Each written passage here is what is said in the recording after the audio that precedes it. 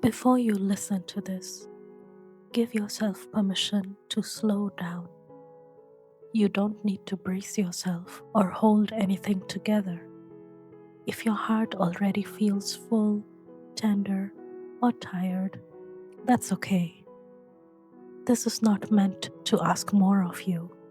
It's meant to meet you gently, right where you are, and speak to the places you usually try to hide.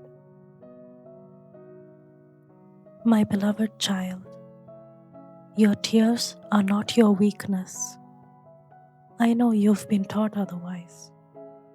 I know you've learned to apologize for them, to wipe them away quickly, to tell yourself you're being too much or too sensitive. I know how often you've tried to cry quietly so no one would notice. But listen to me. Your tears have never been a failure. They have never embarrassed me. They have never pushed me away. They are not your weakness. They are the sound of a heart that feels deeply. They are the overflow of love, grief, longing, disappointment, and hope that has nowhere else to go. They are what happens when you've been strong for too long and your soul finally exhales. And I have been with you in every single one of them.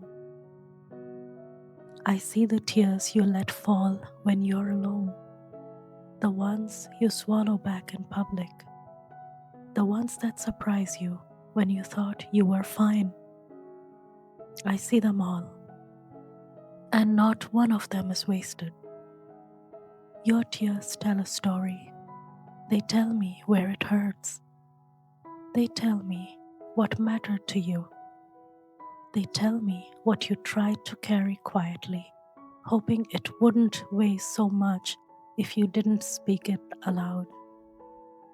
They tell me how deeply you love, how much you care, and how much you've endured. This is not weakness, that is courage. I know you sometimes wish you could stop crying. You ask yourself why you can't just move on, why you feel things so strongly, why your heart doesn't harden the way others seem to. But I didn't design you to be numb. I didn't create you to be untouched by pain. Your softness is not a flaw, it is a reflection of my heart. I am close to you in your tears, not uncomfortable, not impatient, not waiting for you to calm down so we can talk properly. I draw nearer when you cry.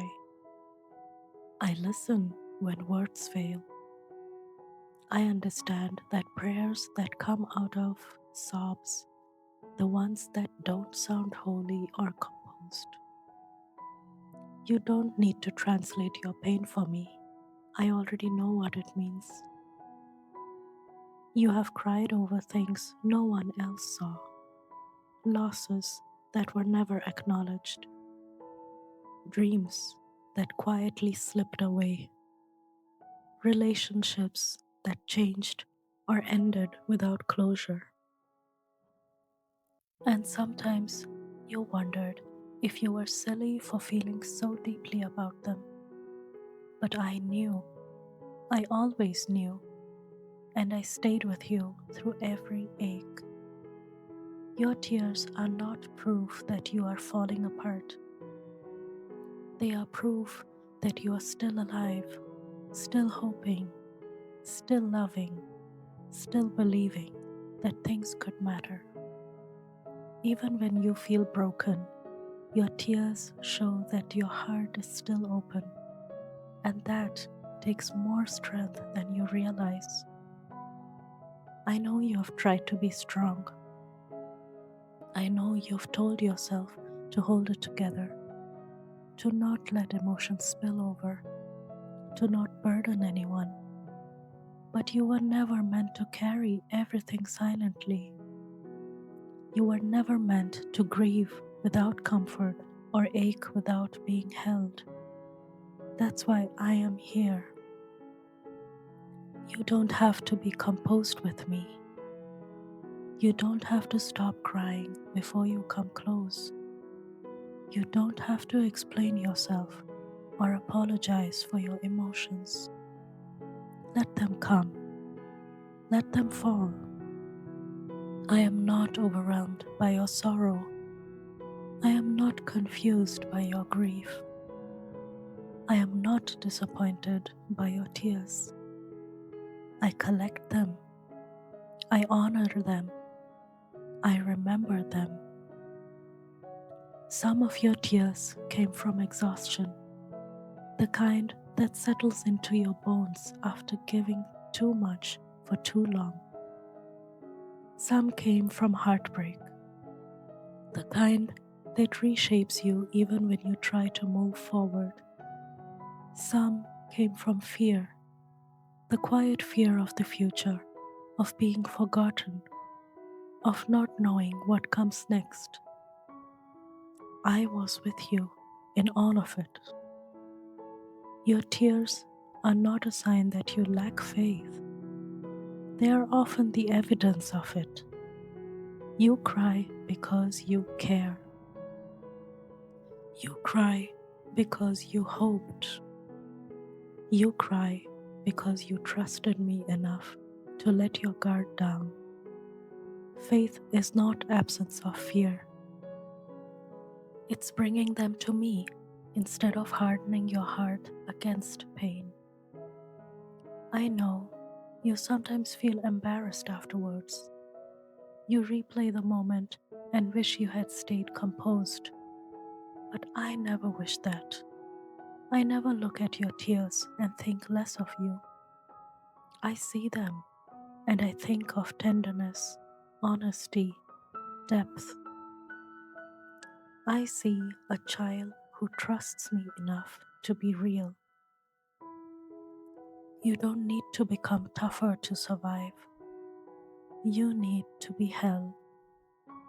You need to rest. You need gentleness. And I offer all of that freely. When you cry, you're not losing control. You are releasing what was never meant to stay trapped inside you. I am not asking you to stop feeling. I'm asking you to let me meet you in it. Let me sit with you when the tears come. Let me comfort you when words fail. Let me remind you that vulnerability is not something to fix, it is something to be honored. There will come a day when your tears will turn into peace, when the ache will soften, when the weight will lift. But until then, you do not have to rush your healing. You do not have to shame your sorrow. Healing is not found in suppressing pain. It is found in letting love reach it. So when the tears come again, and they will, remember this: you are not weak. You are not failing.